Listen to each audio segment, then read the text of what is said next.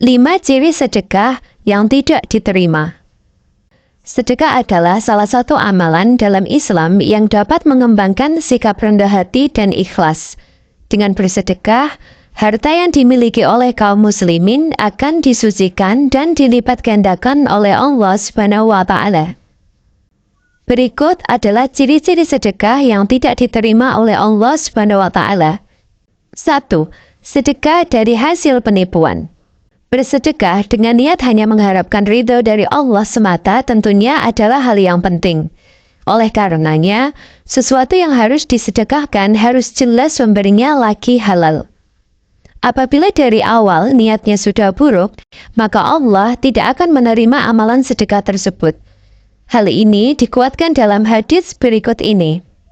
Abdullah ibnu Umar menjawab, Allah tidak menerima sholat atau doa tanpa bersuci, dan tidak menerima sedekah dari hasil penipuan atau hasil yang tidak halal.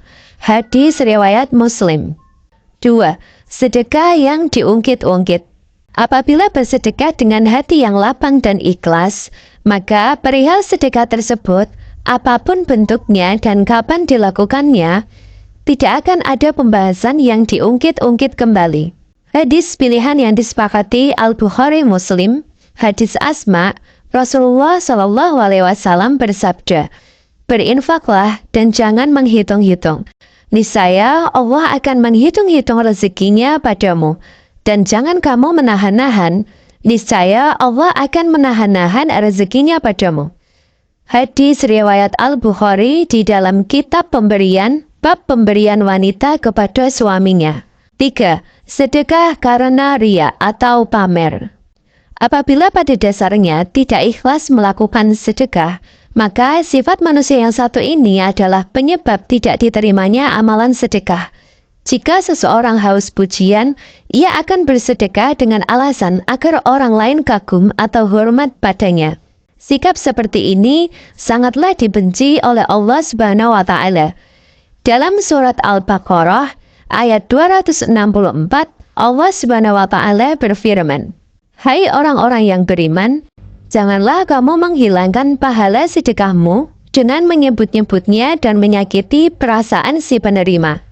Seperti orang yang menafkahkan hartanya karena riya kepada manusia, dan dia tidak beriman kepada Allah dan hari kemudian.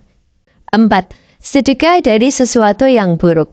Bersedekah adalah salah satu cara mengungkapkan rasa syukur atas rezeki dan kesempatan yang diberikan oleh Allah, karena tidak semua orang dapat bersedekah. Ada golongan orang yang untuk makan dirinya sendiri masih kekurangan. Oleh karenanya, sebisa mungkin kita memberikan bagian dari harta kita yang paling baik untuk diberikan pada orang yang membutuhkan. Ini juga merupakan cara Allah untuk membuat iklim kondisi sosial yang adil di dunia. Yang berada harus menyedekahkan hartanya, dan yang kurang mampu dapat menerima rezeki dari Allah yang datangnya melalui orang yang memberi sedekah. Hal ini tercantum dalam surat Al-Baqarah ayat 267.